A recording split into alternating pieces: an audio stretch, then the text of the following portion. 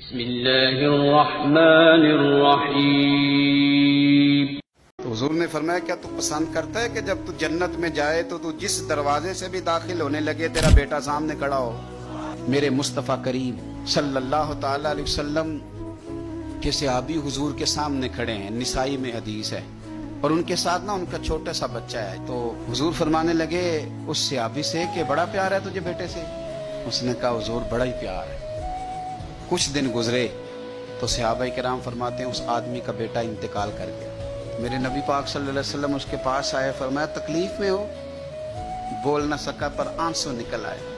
یا رسول اللہ صلی اللہ تعالی علیہ وسلم میں بڑی تکلیف میں ہوں۔ تو حضور نے فرمایا کیا تو پسند کرتا ہے کہ جب تو جنت میں جائے تو جس دروازے سے بھی داخل ہونے لگے تیرا بیٹا سامنے کھڑا ہو اور تیرا انتظار کر رہا ہو، تیرا پتر سامنے کھڑا ہو، پسند کرتا ہے؟ وہ کہنے لگا حضور میں پسند کرتا ہوں۔ تو حضور نے فرمایا پھر تیرا بیٹا تیرا انتظار کرے گا۔ قریب صحابہ کھڑے تھے، کہا یا رسول اللہ یہ اس کے لیے ہے یا جس کا بھی بیٹا انتقال کر جائے سب کے لیے ہے؟ تو میرے محبوب نے فرمایا یہ سب کے لیے، جس کا بھی بیٹا دنیا سے جائے گا وہ جنت میں پہلے اپنے ماں باپ کے انتظار کے لیے کھڑا ہوگا۔